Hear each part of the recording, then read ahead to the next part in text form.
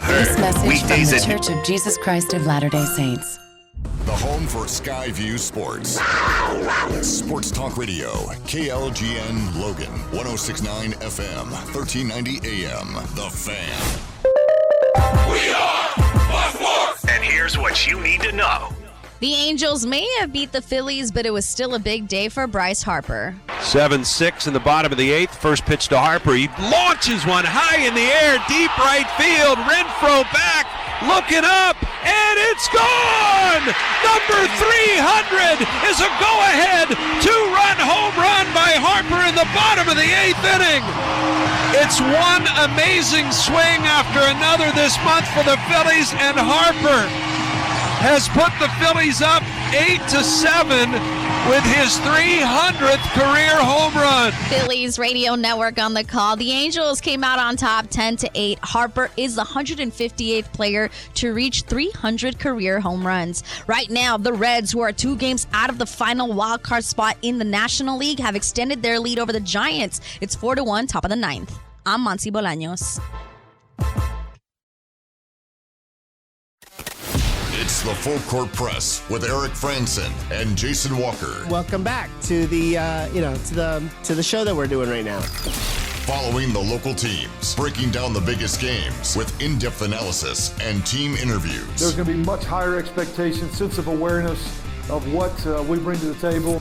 Join the show by calling into 435-752-1069 or text 435-339-0321. It's the Full Court Press. Throws, ends it, yes! Caught! Touchdown! They did it!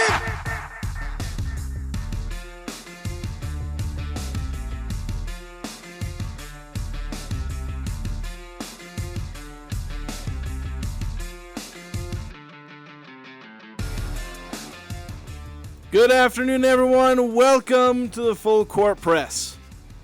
Jason Walker here with you. Eric Frandsen alongside or across the way, however the studio's set up. I probably prefer across the way. I'm not across the way. So people don't think we're just standing here hip to hip. No, that's not how we do our shows. That'd get a little weird. Anyway, thanks for joining us here on a Wednesday. Continuing our preview, the big game, big season opener, Utah State at Iowa. We have sound from Iowa head coach Kirk Ferentz. Did I say that right? I'm pretty sure I said that right. Yeah. I believe you also have sound from a couple of the players as well. I believe Cade McNamara, their quarterback, whose status kind of was up in the air, although reports today may have solidified his status, at least, as far as reports go. Iowa's not committing one way or the other. They're doing a bit of gamesmanship with Utah State. They don't want to tip their hand as if they're fooling anybody. You're right, yeah. So every little ounce of gamesmanship. So we'll certainly talk about that. Comments. Ferentz, he had some comments about Utah State. Not a ton. He was peppered mostly about Cade McNamara for his entire 35-minute press conference. As you would suspect that he would be. Yeah, when there's a question about whether the quarterback's going to start week 1, you will get asked about every different kind of question you can about quarterback, your backup. I mean, he was asked why he brought in his third-string quarterback, what motivated him to bring in the third-stringer, which, that's the kind of questions you end up with in a press conference where your starter isn't potentially going to play. And your backup is also probably injured. So some questions there with the quarterback situation. Obviously, that's not the only thing hanging over Iowa right now. The suspension of Noah Shannon there, I think he's been a starter for a couple of years. Probably their best interior defensive tackle. But he's not going to be with the team this year, so that's one of the things hanging over him. But they had nothing new to say about that today, just that they're appealing it. Appealing the season-long suspension. Right. So that's all, a lot of the stuff we'll be talking about with Utah State versus Iowa. I do want to get Eric Frandsen, I know your reaction. We did the interview with Diana Sabau yesterday. Well, I was able to do it. You were off running around getting to the end of practice. Yes, I was in transit. Unfortunately, I was not able to be here, though it turns out practice was delayed, so I could have been here for the full interview, at least the majority of it, but that's okay. Jason and I had talked before. There were certain questions I wanted asked, and I think you pretty much asked them all. Yeah. But she appeared or sounded much more comfortable in the interview with you, Jason, than she appeared to be in her introductory press conference. I get it. I mean, it's that standing in front of a room full of people and cameras, that can be intimidating. But she very free-flowing, very confident, very easy in the questions that you asked. And clearly, she's somebody who hasn't been here very long, doesn't have a lot of Utah State history, Aggie knowledge, but she's trying to accumulate as much as she can as quickly as she can. That was one of my big takeaways, and that she's really kind of outlined what she thinks her role is going to be and what things need to be done for Utah State to move forward and to try to reach a higher level, and that really seemed to keep circling back to fundraising and trying to, one thing that she mentioned multiple times was having a great student-athlete experience, and that leads to players sticking around longer, having them have a strong affinity for the university, and competing well. But that was a phrase that or a concept that she repeated a few times. But she also talked about fundraising a couple of different times and trying to find easier ways for fans to become donors at a lower level, and which is I know that there's been attempts at that before, but if you can get people into the practice of donating to your favorite school or your favorite institution, whatever, charity, as you grow and as your finances improve, then your opportunities to donate at a higher level or become more connected. So I know that's something that she's working on in the short time that she's been at Utah State. She mentioned a number of times where she has been meeting with donors in various different locations of including Aggie alumni, different places along the Wasatch Front and in Cache Valley.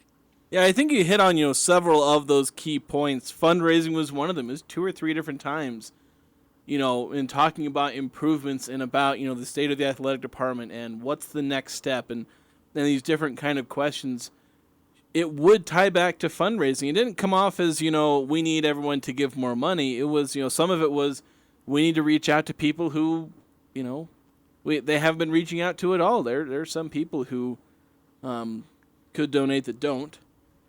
And that's something that she wants to work on, obviously working with current donors. So, because that's the thing with college athletics, like it or not, it is a donor-funded industry. You get big donations, consistent donations, and that's how so many of these athletic departments, as much money as they make through ticket sales and media rights deals, they are making millions upon millions of dollars because of donations. Yep. Or they're able to at least have their, $100 million budgets because of donations. And so that's what, for Utah State, they're trying to work on that, because right now they're, obviously funded in part by donations, but about half of their athletics budget is funded by the university. And being able to, either lower that percentage or just raise the budget overall with donors, that's something that could help, both the university and obviously the athletics department. So that's clearly something that she's focusing on. The fact that she brought it up several times. But yeah, also the one thing was just that, she's trying to, jump into this community and, do it as quickly as possible, listen to as many people as possible. That's something where she's not shied away from the fact at all that she's an outsider to this community. Not necessarily in saying that she's an outsider, but admitting that she's here to listen to people. And, hope that that's, not just words that she's saying. I hope that's something she's really working on, because that is key for her. Well, it appears, just in the first few weeks, that is what she's doing, visiting with different groups, taking time to make herself available to various media outlets so people can get to know who she is. And I think once you start to kind of break down that barrier of like, I don't know, where's she come from? She's not from around here. Yeah. What's she doing in this position? Whatever. I think that she's working at trying to break down some of those barriers and say, look, I'm not from around here, but I want to listen and I want to learn. And I'm trying to get an idea of what Utah State history is and the fans are and what the donor situation is.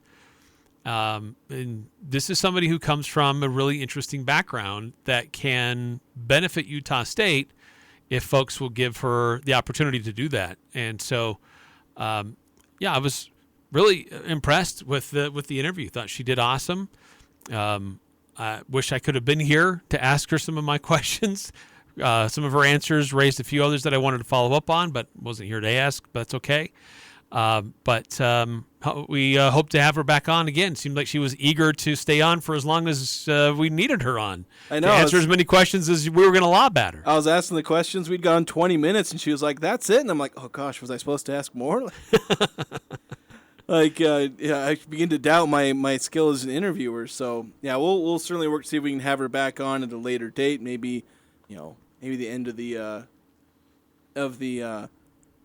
athletic season, maybe towards the end when everything's wrapping up. Maybe before then, we'll see. Just depends on how things go and whether or not we feel we have a lot more questions to ask her. Right. And clearly she's developing a game plan of a hit list of priorities. I know you tried to ask her and nail her down on that. She didn't want to give it up. She didn't want to give it up because she's open to adjusting that based on what she's hearing in these early stages of meeting with the important stakeholders, the coaches, the student athletes, the community, the donor class. And so she's taking her time listening, surveying the field, if you will, before she comes up with her own game plan of where she wants to take things for Utah State. Yes, we'll see how things go because, right now she's very much on a information gathering mission. Just that's what she's looking to do. Assessing the situation. Obviously she would have had some plans coming in, but things change. I think it was Napoleon who said plans never survive contact with the enemy. In this case, plans never survive contact with the job once you're there. So, so it's just she's figuring her way, trying to get things ready. Of course, in the middle of this, volatile situation, the Wild West of conference realignment. Yes. So. But for those who were listening yesterday, or if you listened on the podcast afterward, I'd like to get your observations. Like, what were your reactions to hearing her interview yesterday? Diana Sabau, the new AD for Utah State, appreciated her time and just kind of giving her feelings of what's going on so far and what her situation looks like for Utah State moving forward. It's going to take a minute for her impact to be felt, to be known, but so far, so good. And just seeing what she's trying to do and make those connections to help Utah State. I think that's the rough thing with an athletic director, because when you bring in a new coach, you tend to see their impact right away. Blake Anderson, his impact right away. Craig Smith, his impact right away. Yeah. Ryan Odom, maybe it took a year, but he certainly left his impact. New coaches come in. Rob Nielsen, yeah, Manny Martins. Another great example. All these different coaches, they've come in year one or year two, and they're maybe immediately flipping the team around. For an athletic director, like, when are you ever going to see their impact? Like, at the end, when you're like, oh yeah, this athletic department's in a pretty good place. Over the last 10 years. Yeah, judging the success of an athletic director can be a little bit more challenging because it doesn't show up in a box score. It's not something that you can just go to ESPN and see the standings. Where do the ADs rank in the Mountain West for their different achievements over the past year? But I think you can look at what was fundraising like. Did they were there facilities improvements? And that was something that she kind of alluded to, that there may be some that need to be done. But what does the donor base grow, and by how much? So what has been done to improve the profile of the university and its athletic department? Those are things that you can connect a little bit more on an AD, and some are a little bit more obscure that are hard to quantify. Like, do the student athletes, are they getting the academic and health and mental support that they need? Are they happy to be here and continue to compete here? Are the number of transfers leaving, is that down? So there's some nuance to that too, but also how if a coach leaves for whatever reason, that's another mark that people will use to judge an AD is what type of coach did she bring in? And was it a splash hire? Did they have success as a coach here in this situation? That's certainly a judge of their ability to hire quality people. I know that was one of the kind of the pluses of John Hartwell's tenure was, he brought in a lot of good coaches. He did a pretty good job. Obviously not perfect, but plenty of the coaches he brought in were good. I believe he brought in Nielsen, Martins, Blake Anderson. I mean, he brought in Gary Anderson 2.0. That was like his one major blemish. He brought in Craig Smith, Ryan Odom. So certainly brought in, like, most of the coaches he brought in across pretty much every sport were able to have success, either continuing on success from previous coaches or, reinvigorating a couple of the programs that maybe fell on kind of mediocre times, kind of the way, volleyball and soccer did. And, but, hire the right coach, reinvigorate the program. Right, and you're right. I mean, that's because there weren't any significant facilities projects under John Hartwell. One little thing started to happen under his watch that's still going on and finishing up on this south end zone of the football stadium. But there really weren't any facilities upgrades. I know he wanted one. He floated multiple. There were several different things for the football stadium. There was a proposal for a new indoor practice facility. There were talks about redoing the basketball arena. So there were a lot of... It happens like every 2 or 3 years. Yeah, there were a lot of proposals that were floated under his watch, but nothing really occurred that way. But I know he was also saddled with a lot of debt that he had to try to get the athletic department out of because his predecessor spent money he didn't have and then left town. And Hartwell was just stuck with that. And so he had to try to deal with getting out from underneath that cloud. But some of the notes for Hartwell as a AD were numerous successful hires. Not all of them were hits, like you said. There have been a few misses. But by and large, most of them, at least for the higher profile sports, have worked out really well. Yeah, well, higher profile and not as high profile. Like I once compiled it and looked at all of them. Was like, yeah, from tennis to track and field, soccer, volleyball, and football and basketball. They were largely hits. You had a pretty good hit percentage there, but that's obviously not the only thing. Right. And I know one of the positives on Diana Sabau's resume was hiring, Ohio State's women's hockey coach, who's gone on to form a dynasty at Ohio State. National championship winning dynasty. They've been to the Final Four of their March Madness tournament. The Frozen Four. The Frozen Four. That's not in March that I know of. At least I don't think it is. They're Frozen Four. Been to the semifinals or championship game like 3 years in a row.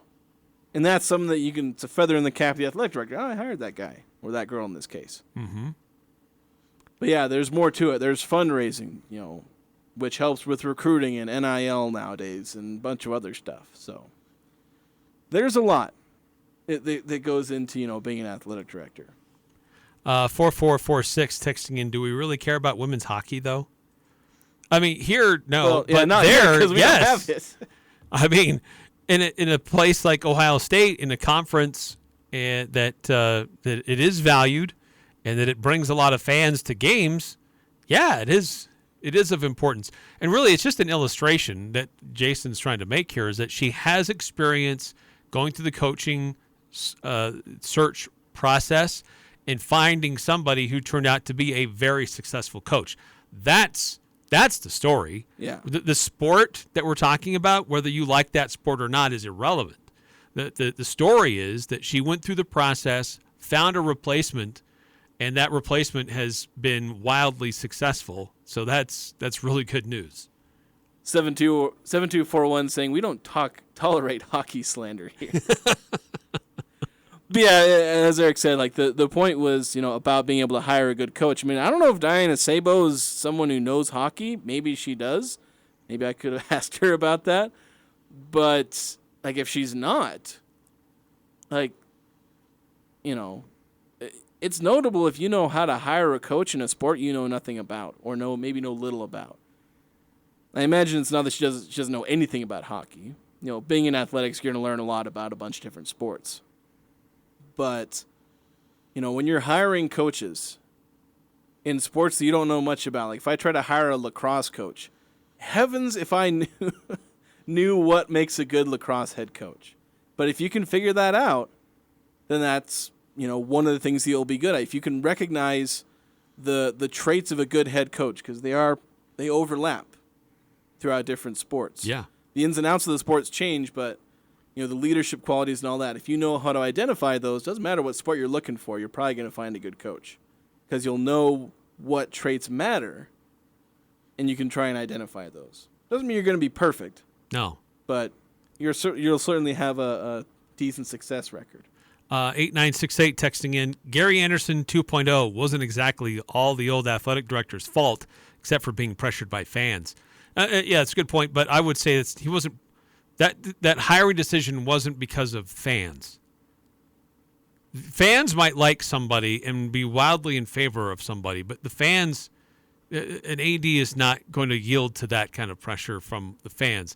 Well, I know the rumor included the donors. That hire was because of pressure from a donor. Yeah, well, donors are just. I don't know if I'd fans, even make that plural. I would say a donor. So that was not so much John Hartwell's decision as it was a donor wielding his influence. Which, to be honest, that would make, Because from what I understand, Hartwell was not happy about that. It was not his first choice and wasn't even going to be a second or third choice. Yeah, which, that would give Hartwell more credit because one of his biggest flops as a head coaching hire was maybe a bit out of his hands. Yes. 5654, who's going to be a bigger rival to Utah State? Is it going to be Washington State or Oregon State? I love assuming the sale there. That it's already a done deal. Yeah, I couldn't tell you. Probably neither. It just ended up a lot like how a lot of the West Coast matchups are with Utah State. I know there's one that's kind of started brewing between San Diego State and Utah State, but that's just because both teams have been pretty good in basketball. So that naturally kind of happens. Kind of like how there was a rivalry between the Patriots and the Colts for like 10 years. But what's that now? Right. It's not. I don't know if there's really a way that Utah State's going to establish a rivalry with Washington State or Oregon State. I mean, if you look at just regionally, I would think Washington State, Boise State would probably be interesting. But even Boise State, Oregon State, because those are both the closest teams geographically to Mountain West School. Probably even, Nevada's probably going to be up there closer to Oregon State as well. But as far as if we're looking just at Utah State and those two schools, hard to know. I mean, Utah State beat both of them just a few years ago. So I think you could find a very interesting dynamic between Oregon State, Washington State, Boise State, and San Diego State. Because those are the four teams that thought they deserved to be in the Pac-12. And assuming they would all end up in the Mountain West, then that's four teams who think they're better than the Mountain West and would think they're the top dog in the Mountain West, and they're all going to be fighting for it. Yeah. So that's true. That would kind of be interesting how their fans are going to interact, Because, Washington State, Oregon State, they're going to think, oh, we're better than you. we shouldn't even be here. San Diego State saying we should have joined you guys. We're better than you. We're as good as you. Boise State, same thing. Always looking over the shoulder for something else. Yeah. Hey, guys. Always. Hey, what's up, guys? What's up, Big 12? Yeah, just a bunch of stuff. Always acting like we're still here. Always acting like they deserve more than everyone else. So that would make for an interesting dynamic between those four schools, and then the rest of the Mountain West being like, "Can you guys just shut up?" Yeah, I know that Utah State and Washington State have some connections with the veterinary program. So student-wise, alumni, there's going to be some connection there. But the games just have to be played and unfold in natural ways. I don't know. Hard to know. It's a really good question. It's a fair question. But until the games happen, because it's not like USU has a history with either team. And I hope that they are given that chance to build a history with those two teams. All right, so we do need to take a quick break here. We're going a bit long. When we come back, we will talk a little bit about conference realignment on this conference realignment and expansion show. I haven't talked about it at all this week. I think we're wasting our time here, not talking about the important stuff. We're breaking our contract. Yeah, we're going to get some calls pretty soon. So we'll have that coming up next here on the Full Court Press. Advanced Fireplace and Stove wants to thank you for voting them 3 years running the gold medal winners in the Best of Northern Utah contest. With over 35 display models in their showroom, their goal is to make the process of making your home comfortable and cozy an easy experience. With premier brands like Napoleon and Dimplex, they have something for every style, every home, every budget. Building or renovating, they've got you covered. Advanced Fireplace and Stove, where comfort is their business. When it comes to home care, it's important to know you have a choice. If you or a loved one is in need of hospice or home health services, remember that Primrose Home Care and Hospice believes in treating the patient as well as the problem. We work directly with you and your doctor to create a health plan that's catered to your needs. Our team is devoted to providing options in the freedom and safety of your own home. Visit us at primrosecare.com or call to schedule a free consultation. Primrose Home Care and Hospice, your local hospice and home health provider since 2006. Saturday on Compass Media Network's coverage of NCAA football. The hunt for the national championship begins in Happy Valley as the 7th-ranked Penn State Nittany Lions host the West Virginia Mountaineers. Hi, this is TJ Reeves. Join LeVar Arrington and me for all the action as James Franklin and the Nittany Lions get a tough opening week test against upset-minded West Virginia. It's number 7 Penn State and West Virginia. If it's NCAA football, it's right here. Pregame begins Saturday at 5 on Sports Talk Radio, 106.9 FM, 1390 AM, The Fan. It's youth hockey time for boys and girls ages 4 to 14. Youth hockey signups are at cashhockey.com. That's cashhockey.com. The season starts September 13th and runs through mid-March. 6+ months of hockey fun. If you're interested in youth hockey for any skill level, go to cashhockey.com. That's cashhockey.com and sign up today. Space is limited. Cache Valley Youth Hockey. It's where the cool kids play. This is Nate Lamson with Valley Office Systems, your home team when local matters. Valley Office Systems is your local provider for all things office, copiers, printers, furniture, and document management. Proudly serving Cache Valley since 2007. Visit valleyofficesystems.com. I am one of over 40 million Americans with migraine. A migraine is not just a headache. A migraine attack can last for hours or even days, often with sensitivity to lights and sounds or nausea and vomiting. Thankfully, there is help for migraine. Learn more at headachemigraine.org. Now is the perfect time to find out if what you have may be migraine. Visit headachemigraine.org, sponsored by the Coalition for Headache and Migraine Patients. Everyone can help keep our roads safe. When I'm driving my truck, I'll remember to check my mirrors for smaller vehicles. And when you're on the road, try to avoid lingering in my blind spots. Let's all plan to share the road safely. Visit www.sharetheroadsafely.gov. Interviews, analysis, and a little bit of fun mixed in. The Full Court Press on Sports Talk Radio, 106.9 FM, 1390 AM. The Fan.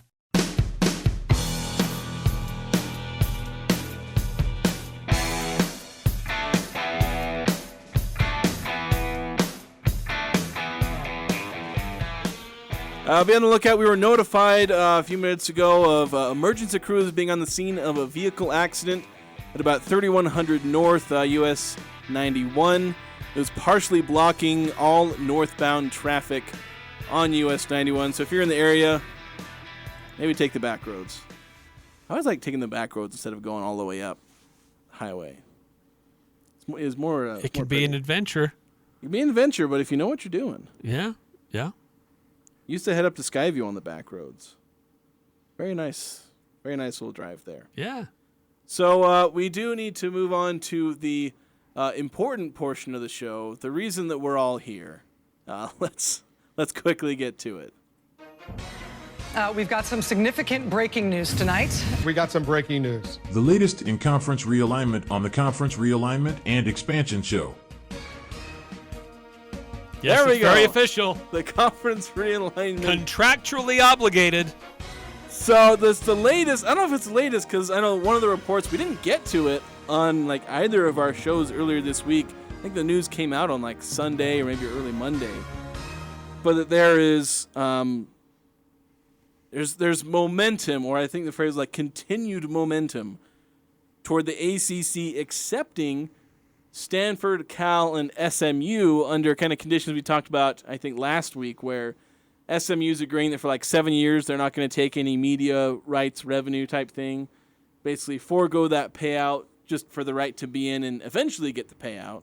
And then Stanford and Cal would be coming in and getting like half of it, half the media rights payout for, I think it was about the same period of time.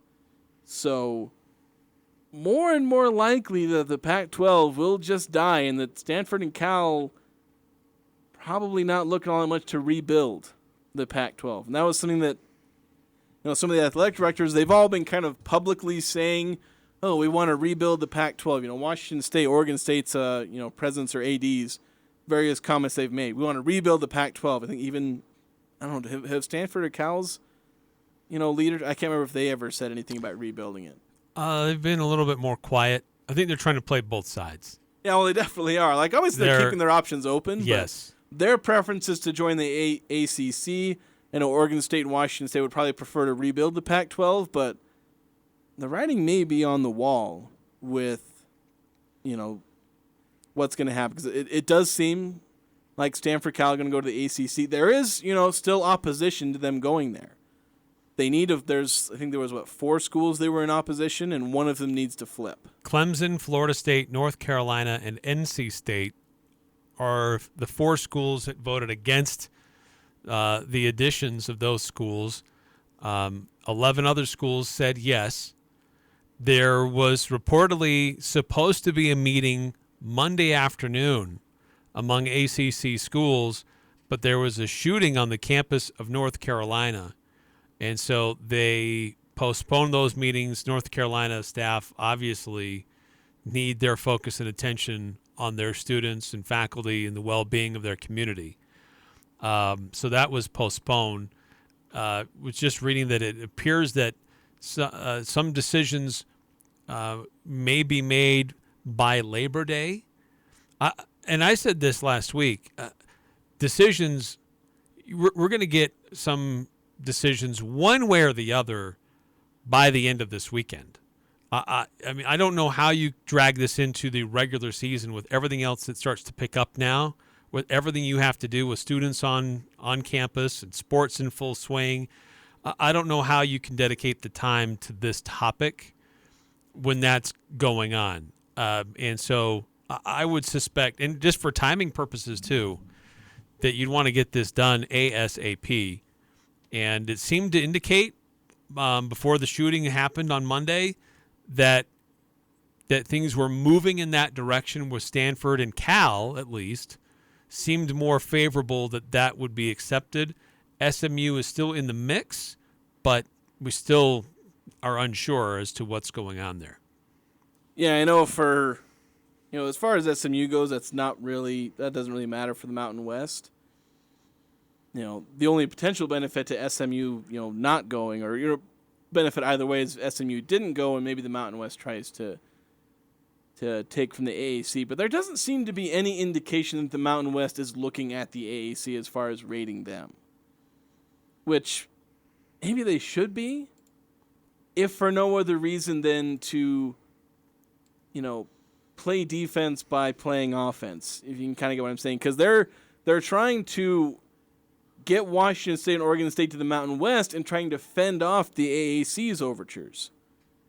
And maybe you can try and, be a little underhanded by, the way you ward off the AAC is by invading them and saying, well, we're just going to take your best teams and Washington State and Oregon State, and then we're just going to be the best. Right. Well, and also, just to bolster your overall numbers, in case somebody does end up moving on or leaving in a short amount of time, then you're not faced in like a situation like the Pac-12 was a few weeks ago, where if one or two schools leave, you're in a real panic. Like, how do we have a season? Because we're just a smaller conference. We don't have as many schools. And then the other schools are like, well, this isn't worth sticking around for us. And then they leave. So if nothing else, just to add a little bit more volume of schools to your group, in case somebody down the line does end up leaving, you can still operate as a healthy conference. Yeah. So there's a number of different options to the Mountain West. Obviously, right now they are singularly focused out, it would seem, on bringing in Washington State and Oregon State. There was obviously meeting between Gloria Nevarez, and it was just Washington State. I don't think. That was interesting to hear Diana Sabau talk about that. It was confirmed that she was in Pullman last Thursday, and then that she was going to go to Oregon State next. And Diana Sabau admitted as much, that she was on the campus there at Oregon State.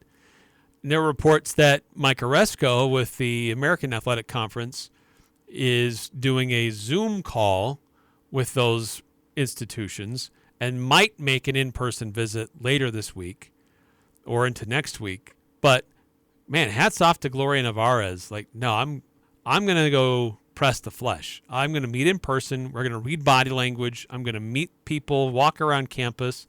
And look, she's been in the Pac-12. Like, she knows these people. She knows their history and what's going on there. So the Mountain West has a big leg up here.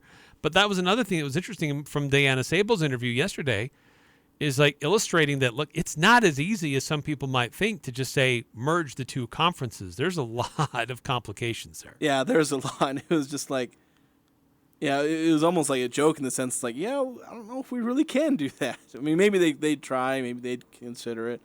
But, yeah, it would be a monumental task to try and mesh two conferences together. Like, when you just think about it for 30 seconds, you get overwhelmed by everything that you'd have to combine in contracts and all that kind of stuff. So, but it is a fair question to raise, about what happens to the Pac-12, and could the Mountain West try and, mooch off of what's left, feed on the carcass, so to speak.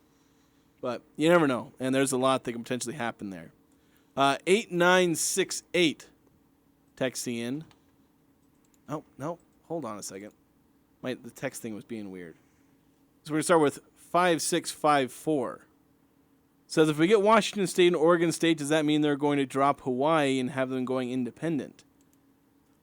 Well, that would have to be Hawaii leaving, because I don't think they can just boot Hawaii. I've not heard a word about that. Hawaii would still want to keep its football team in the Mountain West, all other sports in the Big West. Makes a ton of sense for them. I haven't heard anything that would indicate that that's on the table. It doesn't have to be add Washington State, Oregon State, but to make room for them, somebody has to leave, so let's kick Hawaii out. That I haven't heard that or anything like that at all. There's been no making room for these new teams because with these conferences, as far as I'm aware, there's not really any process to kick them out unless they did something really, really messed up. I imagine there's some mechanism to kick a team out of the conference, but it would be has that even ever happened? I don't know. That's a good question. It'd have to be monumental. Even when SMU had its death sentence from recruiting violations and a lot of other violations from the 80s, they've rebounded, and now they're on the talks of. They were in a decent conference before. What conference were they in back then? Gosh, what was it called? No, I can't remember. But they were in I don't know if they were considered like a Power 5 school. So I'm not exactly sure on that. That's a good question. But But, the thing with Hawaii is that the Mountain West is presented with an opportunity of adding Washington State, Oregon State in all sports, and keeping Hawaii as a football-only member, and have the potential to add another school that does not sponsor football, that sponsors a lot of other sports, that could help the conference, particularly in men's basketball. St. Mary's? Close. Close. So you mean that school that has only 6,000 people for its gym? That school? Oh, Gonzaga, yes. Gyms? Yes, that's the thing is, though, I see the numbers for the gym, it's like small, and they're like this massive powerhouse in basketball. Yeah, so, that's a possibility, but certainly the priority is to figure out the Oregon State and Washington State situation. Yeah, they need to figure that out because that's the first step. If you do that, then you can begin expanding and looking toward the other possibilities of AAC Gonzaga. You can't get ahead of yourself in that case because it's not like this is a fight that's won, that's over, and it's done with and guaranteed the Mountain West gets Oregon State, Washington State. You can't assume that. You can be reasonably confident that it'll happen, but for Gloria Navarez, she needs to accomplish this first step, get that checklist off, and then start looking to expand even more. Yes. Let's see, 8968. It's sad to want to say this, but the Pac-12 is a dead horse. No matter how you treat or how you redo it, it'll never be the same, just a shadow of what it was. Yeah, it seems like, there was a talk of rebuilding it, but I do think at this point, the Stanford, Cal, SMU seeming likely to end up in the ACC is actually going to kill the Pac-12 dead.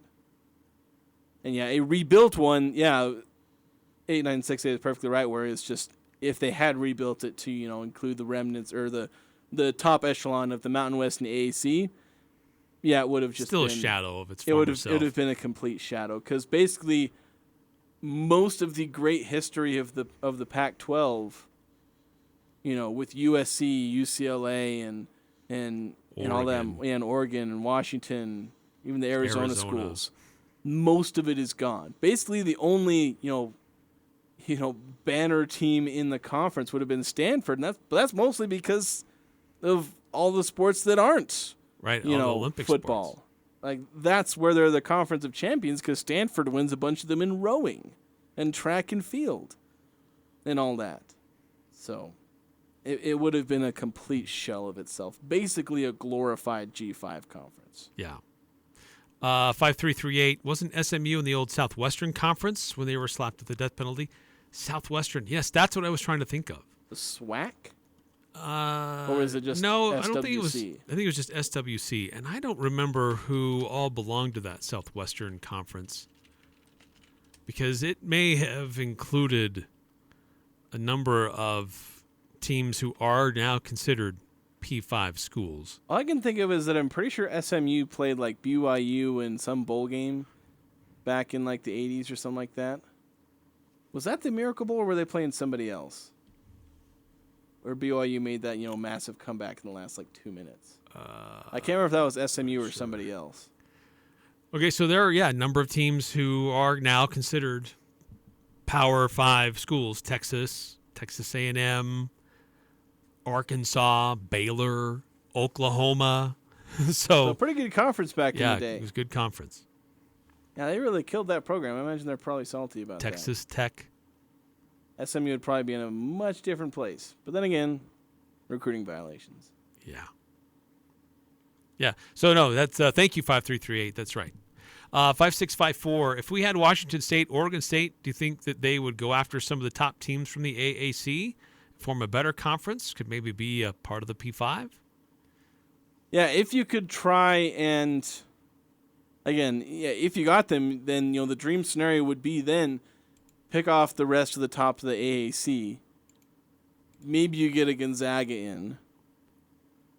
And I don't know if it would be a conference that was, the Pac-12 had kind of lost its reputation. In terms of reputation, you'd have like a half step below how people were treating the Pac-12, where they joked that it wasn't even a P5 anymore. Yeah. The Mountain West would kind of be a half step below that, where they don't really want to treat you like a P5, but most would kind of admit they're sort of close-ish to what a P5 would be. The fact that it's the Mountain West wouldn't really, recognize them as a P5. Yeah. But I get what you're saying. If you have Oregon State, Washington State, the teams in the Mountain West, and maybe get a Memphis to come over,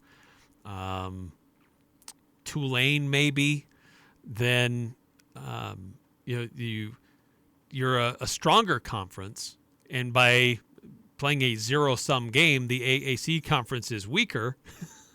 But I don't know if that's enough to be considered a new Power 5 league. Yeah. If you still use the Pac-12 as your conference moniker, certainly there's some language already that exists that gives you automatic qualifier status and a few other things, but that's all going to be revised. It's not going to last forever. All right. We have one more text. We do need to take a break. We're way over. We're way over. But 7241 says, we don't talk enough about how stupid it is that West Coast schools may be joining the Atlantic Coast Conference. These TV deals are driving realignment are making life harder for athletics and college sports, less interesting for fans.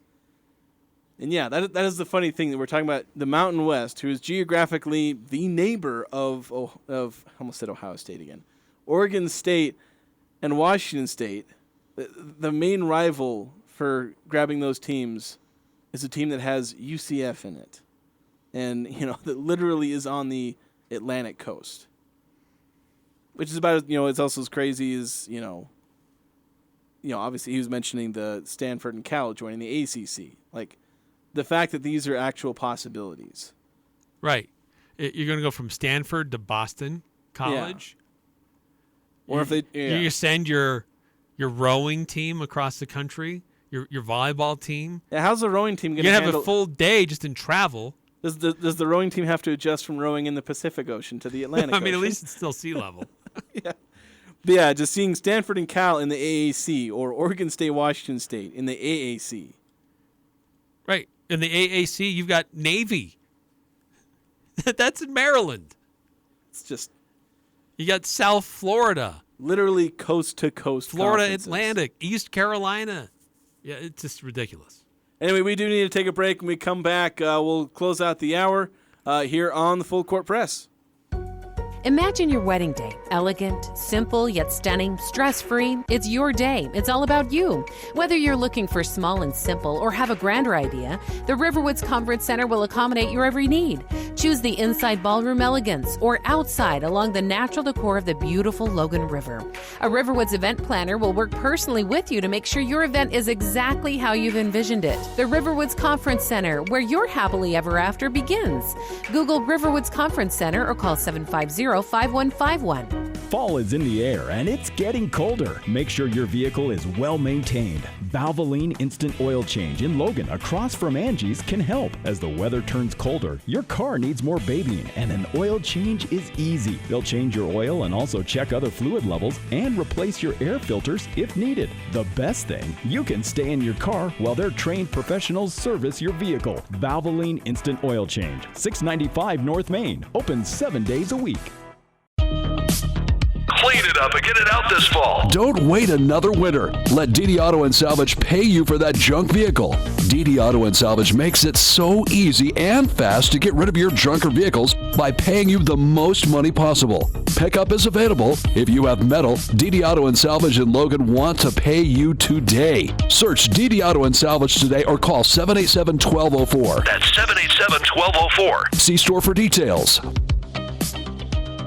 Spend less time at the post office. With Formax and Mint mailing systems from Les Olson IT, you can quickly, accurately, and easily process your outgoing mail and even save on postage. Fold your documents, stuff and seal your envelopes, print addresses, weigh and measure to apply proper postage, all with the click of a button. With multiple model options available, you're sure to find a Formax solution and Mint mailing device that perfectly fits your business needs. Les Olson IT.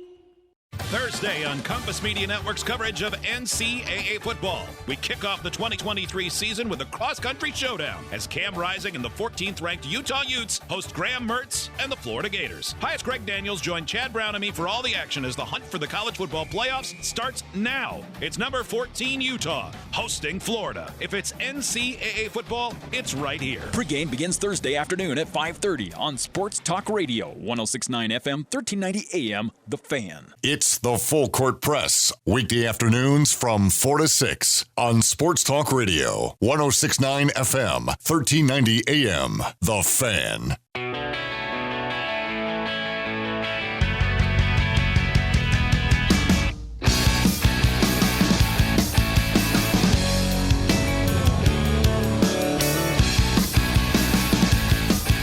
The Napa Rock and Roll Truck will be in Preston, Idaho on Thursday, August 31st.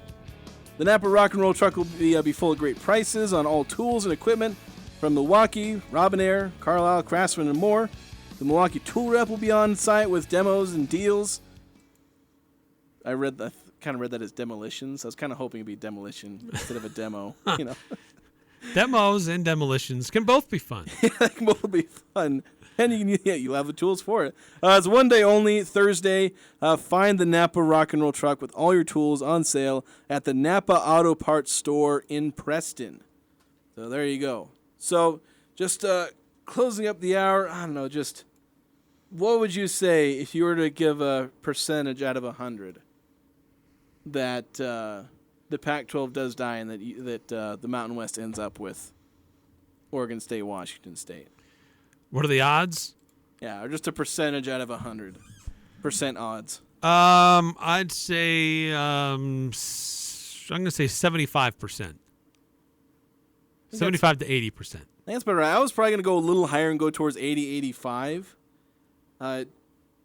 Obviously, there being a notable but kind of increasingly small or decreasingly small chance that Stanford and Cal end up staying in the Pac-12 and them rebuilding it.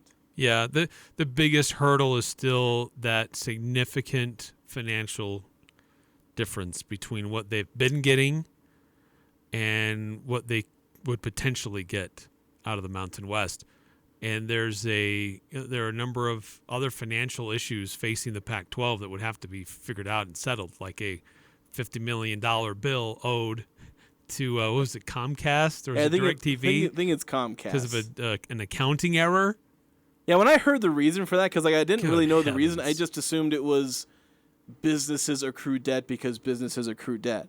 But it being an accounting error, I was like, holy cow! Fire the accountant. Put it on them. If I made a mistake here that cost us $50 million, I'd have been fired yesterday. Good heavens! Heck, I make a mistake 1/10 that size, I probably get fired. Oh. That's absurd.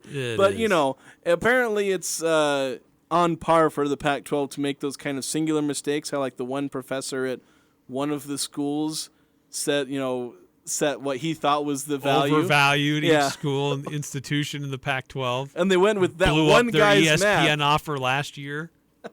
Yeah, so they went off the one guy's math, and it killed the Pac-12. Should go give that man a trophy. Congratulations, you killed the Pac-12. Put it like on one of those boards, like hang a deer's head on. Put the Pac-12 logo on it, hang it on his wall. There you go. You bagged the Pac-12. Congratulations. Or does it look like a tombstone? R.I.P. R.I.P. Pac-12. But it's like crossed out. Pac-12, Pac-10, Pac-8, Pac-4, R.I.P. Pac-X. Pac-X. With Washington State, like, unironically calling it the Pac-X. Because that's what we have to call it these days. Yeah. Because we don't know how many teams are going to be in it from one day to the next. 5654 texting in. Do you think Boise State can make the college football playoff? Not this year. No. They're going to be better than last year. Although I've heard some people think they say that they don't think Boise State's going to be that good because they don't have much confidence in their head coach. So, but I think with their returning talent, quarterback's going to be better. I think they'll certainly be good. The key to remember here is it's still just a 4-team playoff this year. Yeah. The 12-team playoff starts next year. So we might be able to be talking about a Mountain West school that could be in the conversation next year. But Boise State's not going to be in the top 4 this year. Yeah. I know there's one prediction I saw. There was a guy who was admittedly being optimistic, had Boise State in a New Year's Six Bowl, which I was like, no. Yeah. Look, Cincinnati was the one school that's been able to do that, and they did that because of the incredible season they had the year before. So they had a head start coming into the following season with all the voters and coaches, because it's all about where do they put you on their ballots. And so you have to build a lot of momentum to get to that point for them to consider putting a non-Power 5 school into that category. It took Cincinnati 2 full seasons to get that done. Well, the other thing that got them in, and I would say probably bigger than the momentum they had going into that season, I know that was obviously a big key, but they beat Notre Dame. And Notre Dame was ranked like top 5, I think, when they beat them. I think Notre Dame ended up falling. Well, I think Notre Dame was still top 10 by the end of the year. So the fact they beat Notre Dame, beat a Power 5 team, a powerhouse Power 5 team that, kind of stayed up toward the top.